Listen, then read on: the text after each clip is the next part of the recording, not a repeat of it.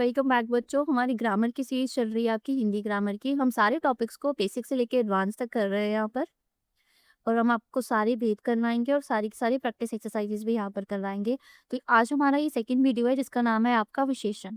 सो विशेषण टॉपिक को समझने के लिए चलो पहले इसकी परिभाषा को देखते हैं क्या है।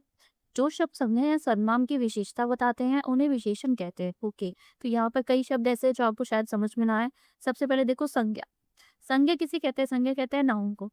नाउन कह लो या फिर आप किसी भी चीज का नेम कह रहे हो। नेम मतलब नाम।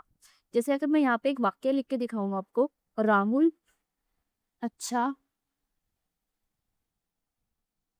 लड़का है, तो इसमें इस वाक्य में जो ये राहुल शब्द है ये मेरा क्या है, ये संज्ञा है। ठीक है। सर्वनाम किसे कहते हैं? सर्वनाम वो शब्द होते हैं जो हमारे संज्ञा के स्थान पर प्रयोग होते हैं। संज्ञा के स्थान पर प्रयोग होते हैं। मतलब संज्ञा ना लिख के हम कुछ और लिखते, जैसे ये राहुल संज्ञा था। इस राहुल की जगह क्या मैं यहाँ पे वह लिख सकती हूँ कि वह अच्छा लड़का है। इस तरह से भी लिखा जा सकता है। तो ये जो वह, यह, ये, उनका, ये सारे जो शब्द होते हैं ये मेरे सर्वनाम कहलाते हैं। ठीक है।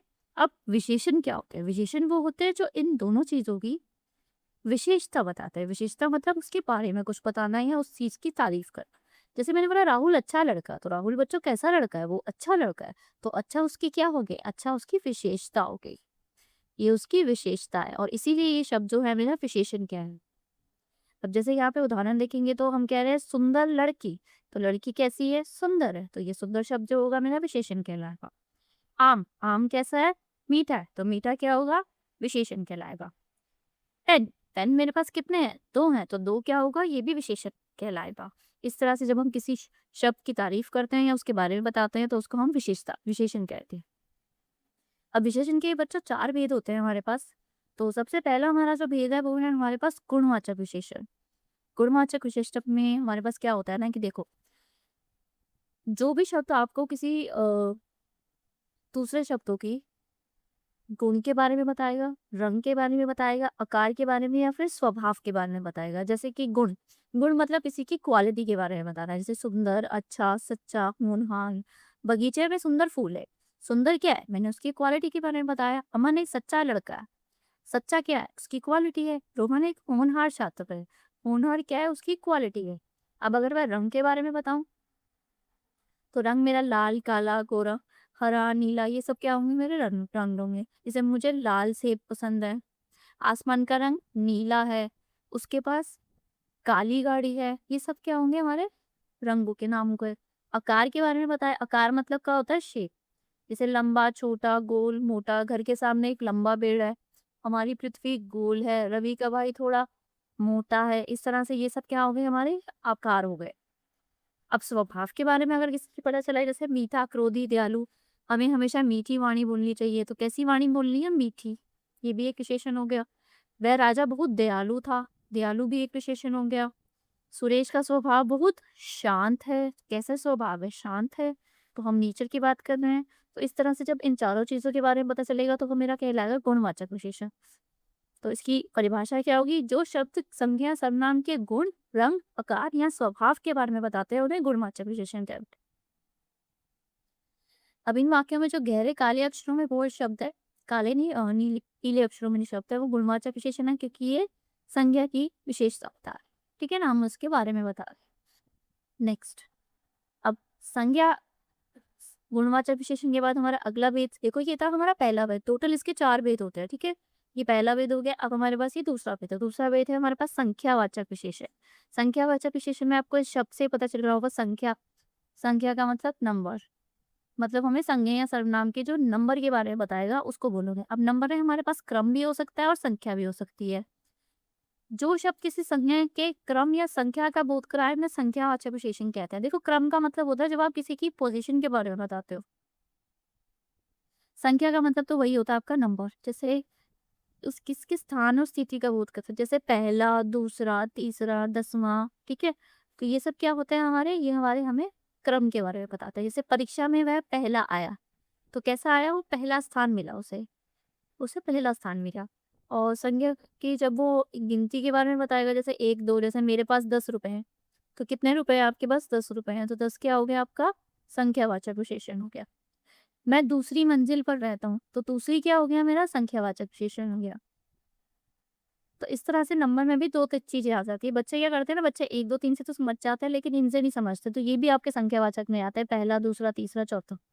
ओके? चलो नेक्स्ट।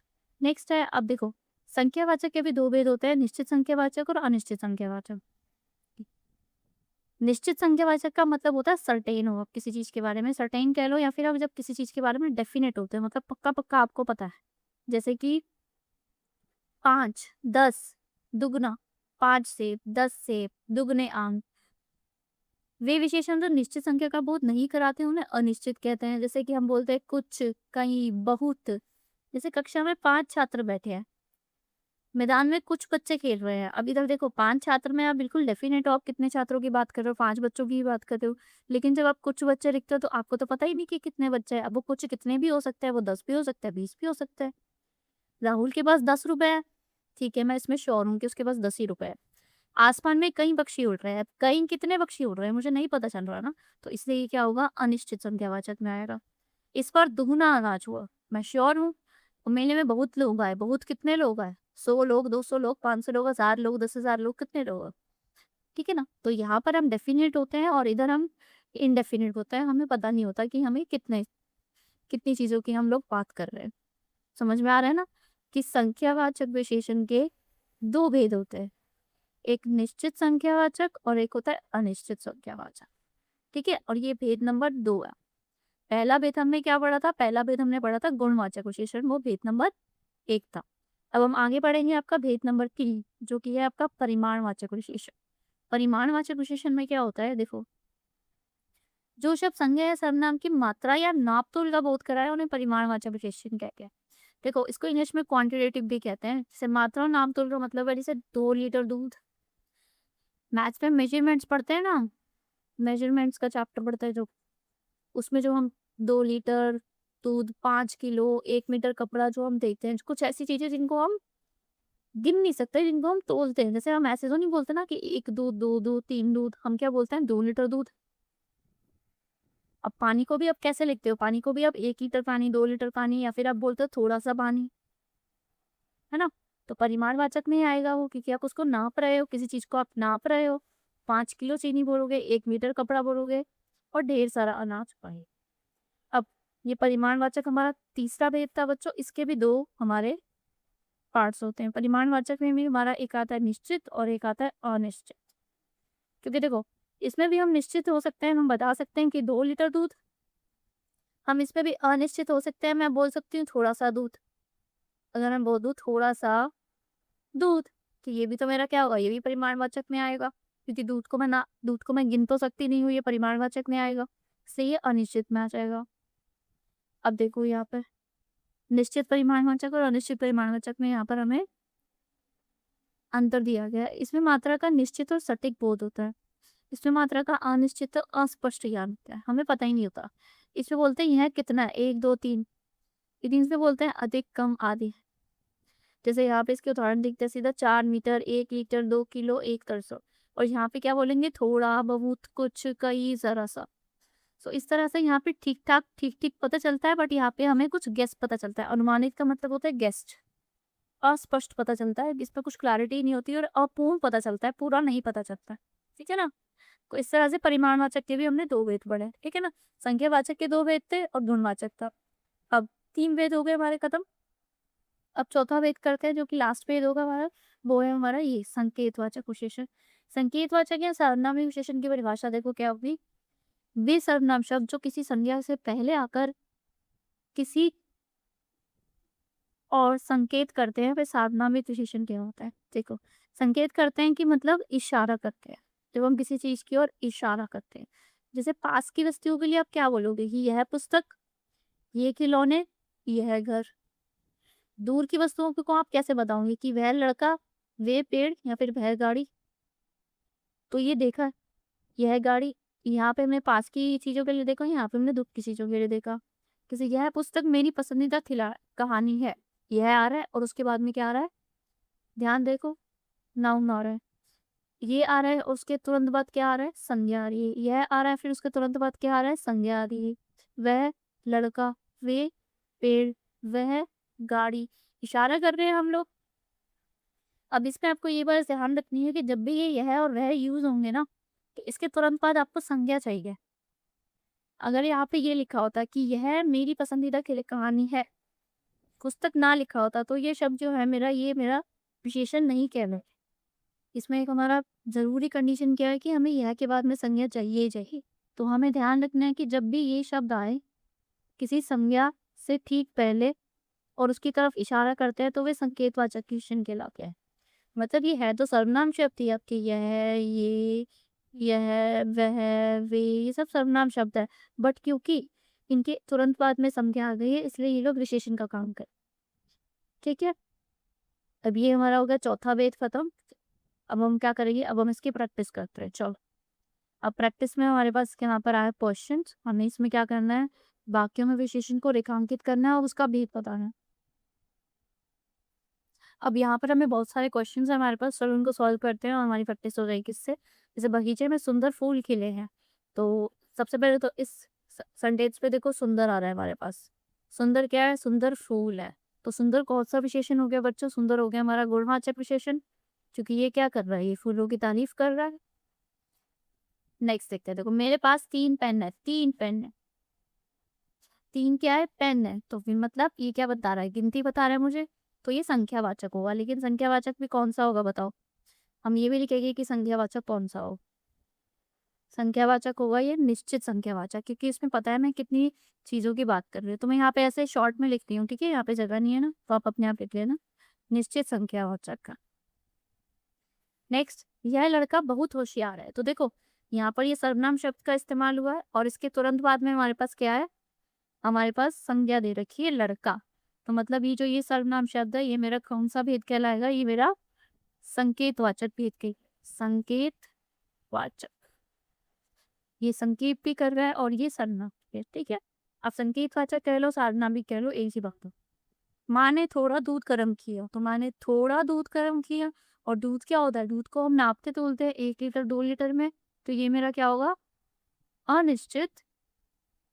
किसमें आएगा बताओ, संख्यावाचक या परिमाणवाचक में, परिमाणवाचक में आएगा। इसी तरह से देखो बनारसी साड़ी बहुत प्रसिद्ध है। कौन सी साड़ी है मेरे पास, बनारसी साड़ी है। तो बनारसी साड़ी का भी यहाँ पर क्या हो जाएगा, बनारसी का गुणवाचक विशेषण हो जाएगा। इससे अगला देखते हैं, कुछ बच्चे मैदान में खेल रहे हैं। तो कुछ बच्चे, बच्चे गिने जा सकते हैं, तो मतलब ये संख्यावाचक में होगा। और संख्यावाचक में लेकिन कुछ लिखा हुआ है, तो मतलब डेफिनेट नहीं है, तो संख्यावाचक का ये कौन सा हो जाएगा, अनिश्चित संख्यावाचक हो जाएगा। अब इससे अगला, पेड़ पर हरे पत्ते लगे हैं। कौन से पत्ते लगे हैं, हरे पत्ते लगे हुए हैं। तो हरे पत्ते मतलब ये रंग के बारे में बता रहा है, तो मतलब ये कौन सा भेद हो जाएगा मेरे पास, गुणवाचक विशेषण हो जाएगा। उसने पूरा काम किया, पूरा, कितना काम किया, पूरा, मुझे नहीं पता कितना किया, और काम को तो मैं गिन भी नहीं सकती। तो यहाँ पे भी ये क्या हो जाएगा, ये भी पूरा क्या हो जाएगा, नहीं पूरा ना बच्चों, पूरा हमें बता रहा है ये उसने सारा खत्म कर लिया, तो ये ना आपका निश्चित में ही आ जाएगा। ये आपका निश्चित में आएगा, निश्चित परिमाणवाचक में आएगा, क्योंकि कुछ बचा नहीं है ना, आप इस पे श्योर तो हो कि उसने सारा काम खत्म कर लिया। दैट इज वाई ये निश्चित में आएगा, ठीक है। वह लड़की प्रथम स्थान पर आई। अब इस वाक्य में देखो यहाँ पे वह दिया हुआ है, तो वह तो क्या हो जाएगा, वह आपका हो जाएगा संकेतवाचक, कि वह के एकदम बाद मेरे पास संज्ञा है। और दूसरा लिखा प्रथम स्थान, तो ये मेरी क्या है, ये पोजीशन है मेरी, किस स्थान पर आई है वो, तो वो क्या हो जाएगा, इस एक ही वाक्य में मेरे पास दो तो विशेषण है, और ये प्रथम क्या हो जाएगा, ये मेरा हो जाएगा संख्यावाचक, निश्चित संख्यावाचक, निश्चित संख्यावाचक। आपके पास ऐसे सेंटेंस भी आ सकते हैं जिसमें एक ही सेंटेंस में दो दो आपके विशेषण दे रखे हो। कश्मीरी सेब बहुत स्वादिष्ट होते हैं। तो इसमें भी देखो कश्मीरी एक तो सेब, ठीक है, बहुत स्वादिष्ट है, ये भी इसका विशेषण हो गया। तो ये दोनों के दोनों शब्द मेरे किस में आ सकते हैं बताओ, कश्मीरी सेब और स्वादिष्ट होते हैं, तो ये दोनों के दोनों शब्द मेरे किस में आ जाएंगे, गुणवाचक विशेषण में आ जाएंगे। तो इस तरह से मैंने क्या किया, सारे के सारे विशेषण को समझा और उसके एक्सरसाइज को सॉल्व करके देखेंगे, ठीक है। Thank you so much for watching this video and please share and like. इस चैनल पर आपको हिंदी ग्रामर के सारे टॉपिक्स करवाए जाएंगे, सो प्लीज़ आप फ़ॉलो करना और अगर आपको मैथ्स पढ़ना है 6th, 7th या 8th स्टैंडर्ड का, तो भी आप जाकर के प्लेलिस्ट को चेक कर सकते हो। Thank you so much.